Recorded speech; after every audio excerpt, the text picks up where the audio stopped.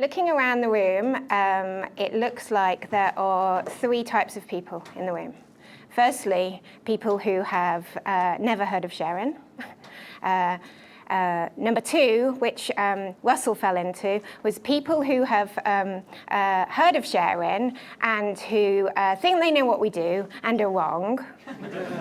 And then there are people who work at ShareIn. Right. So what I'm going to talk about, what I wanted to talk about today, was about ShareIn, the journey so far. So I've got to make a real effort not to spend too long on the start bit, because if you notice on the slides, it says the start, and then quite a few years later, the real start. So Sally, if you hear me droning on, and then 5 minutes are up, and I'm still only on the start, start waving your arms around. So, right, so the start. Okay, so way back in 2011, no equity crowdfunding platforms existed. Crowdfunding in the UK, equity crowdfunding in the UK was still illegal,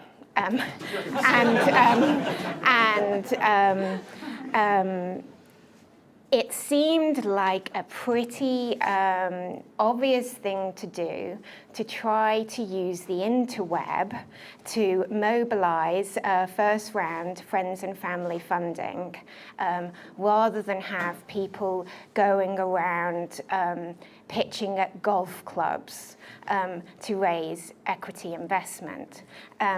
So, obvious idea, illegal. So I've got this idea, and then Crowdcube, who many of you may have heard of, launched in about April of 2011, and it's like, right, okay, this is interesting. They're making use of a loophole. Let's see where this goes.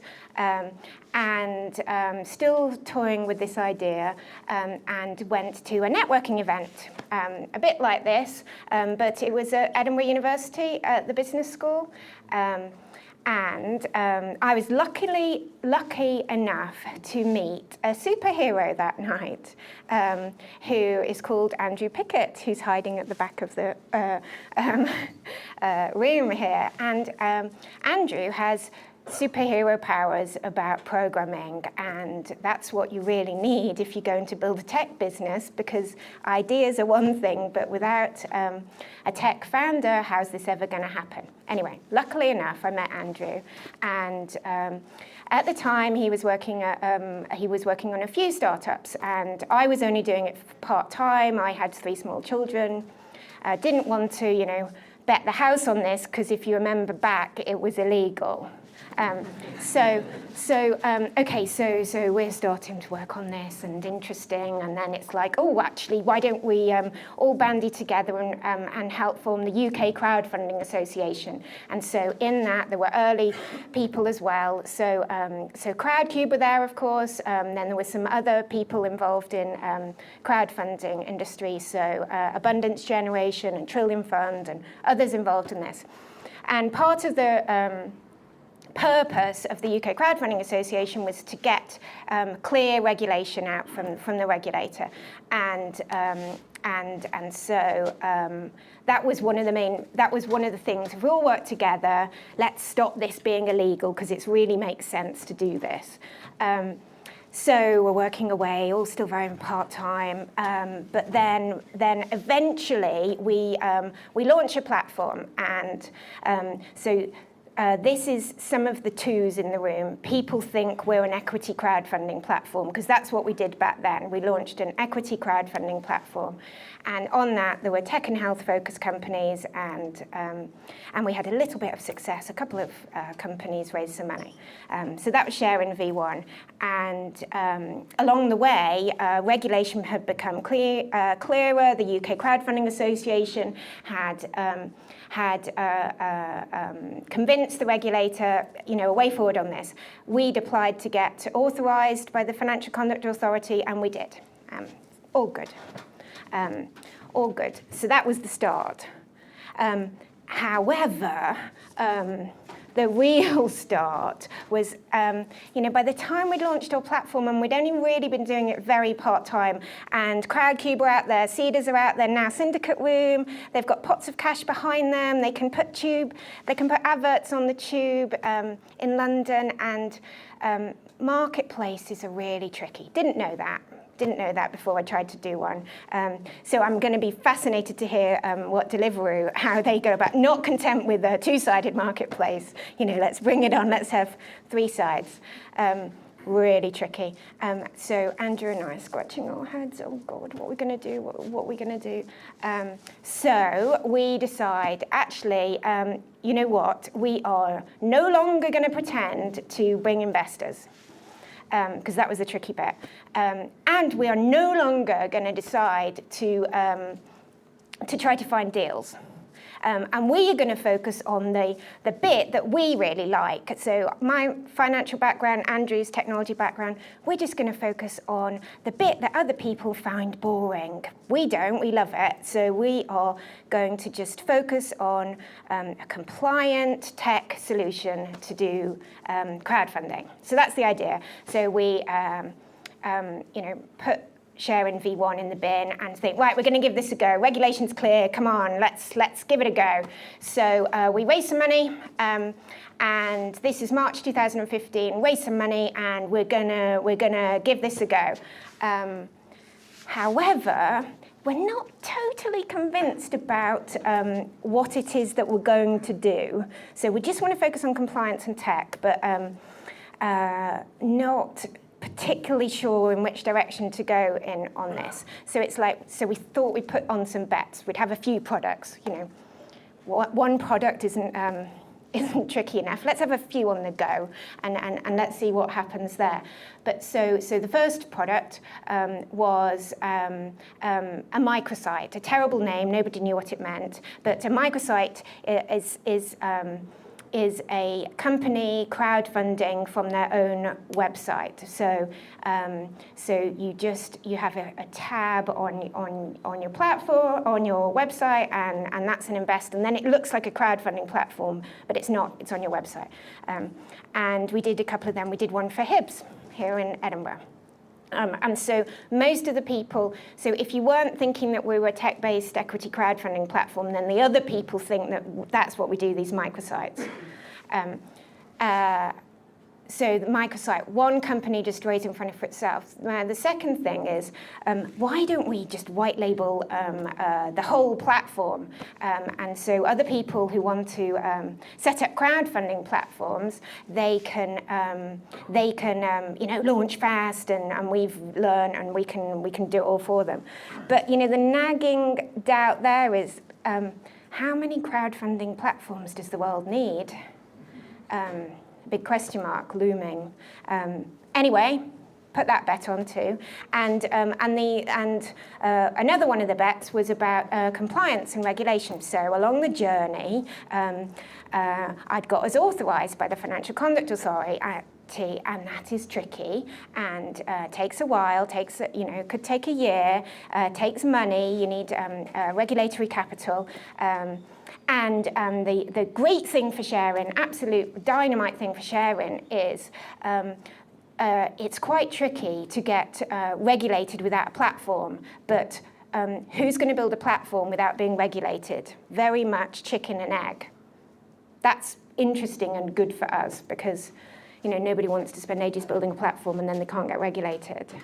So we rolled the dice and put some bets on. So the brick. So bear with me on this. We sold some microsites and we sold some white label platforms. And in fact, we sold a property crowdfunding platform, not having actually built it yet. People thought, wow, they've done one platform, surely they can do another. They trusted, they believed that, of course we could do a property crowdfunding platform. And so what a property crowdfunding platform is, for those who don't know, is instead of investing like in a crazy startup like someone in this room, people could get a part share in a property. So that property might be a buy-to-let. You know, not everybody's got a couple of $100,000 to do a buy-to-let all the time, and so people can buy a part share of that. And it really opened our eyes that, okay, how many crowdfunding platforms does the world need? Early stage startup investment in people with, you know, in the room is actually very, very, very small compared to the size of the property market. So, you know, early stage investments may be like $1 billion a year in the UK. Property is trillions of pounds. So, okay, that's quite interesting. So anyway, yeah, we sell this, sure, we can do a property crowdfunding site. And we sold a few. We still hadn't launched it yet. And the brick element comes in the fact that, I don't know where we got this, but anyway, we heard this story that you know you've got product market fit when your client's hair is on fire. And they just they will do anything to put this fire out on their head, anything will do to put this fire out on their head. Maybe even a brick. Now, ShareIn is the brick in this story, and it was better than nothing, but it really hurt, and it was doing the job, sort of, almost, but it hurt quite a bit. Tricky times, but we've worked through that, a nice way of saying this is customer driven. You know, so the clients who'd been using the brick gave us a lot of really valuable feedback, and a lot of valuable testing, whilst paying us, so that was way back. When was that? Oh, ages ago, when we were a brick. So now in 2018, we are no longer a brick, and we had this time last year. I think there was maybe 12 or 13 people in ShareIn. Now we are 20, and we have an amazing team of people who have joined ShareIn, and we are very, very lucky to have them. And they're an incredible, diverse bunch of people. So of the 20, I think we've got 13 nationalities. 14 of them are women, quite unusual in this building, and a real diversity in age and experience as well. Whippersnappers through to people with decades of experience under their belt. So we've got this amazing team, and the growth has been really, really good. Our average growth at the moment is maybe like 7% a month increase in revenue.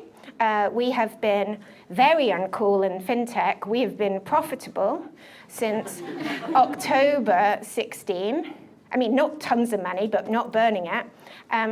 And we have revenue now of last month. Our annual recurring revenue was 1.2 million.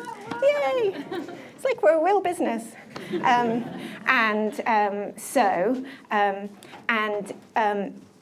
We're still very much customer driven. We're not a brick. We're really not a brick anymore.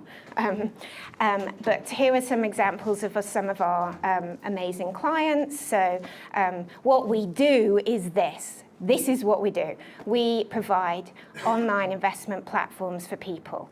And our clients include people like Triodos Bank. How cool, we've got a bank as a client, which really helps with our credibility.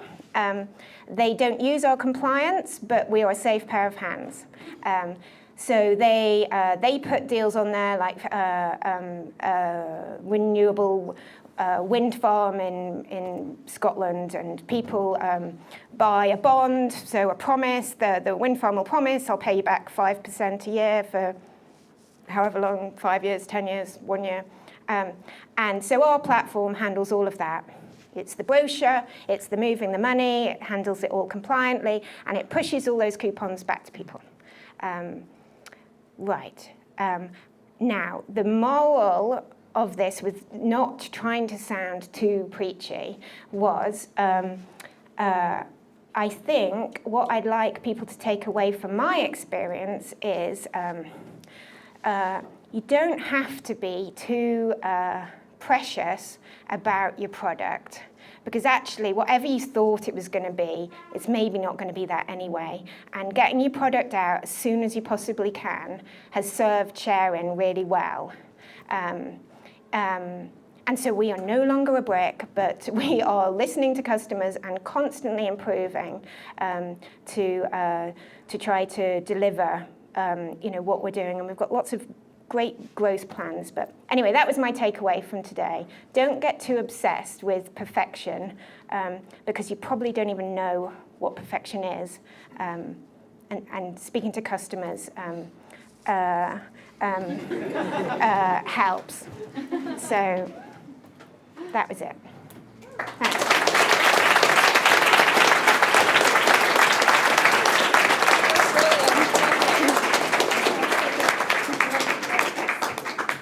Thanks. Thanks, Jude. I feel enlightened about ShareIn. Definitely not a brick. So, but you're recruiting, aren't you? Yeah. Do you want to just say a little bit about how many roles, anything? Yeah, and I'm supposed to finish off with the whole coming back to the three, so if the three types of people in the room, so everybody knows who ShareIn is now, and the two, hopefully we've converted them to the people who do know what ShareIn do. But the point was, if you're still in the twos, maybe speak to the threes, and if everyone in ShareIn who is in the room could put their hand up so that other people can come and speak. Yes, superheroes at the back included. Maybe stand up if you're in ShareIn. That's it.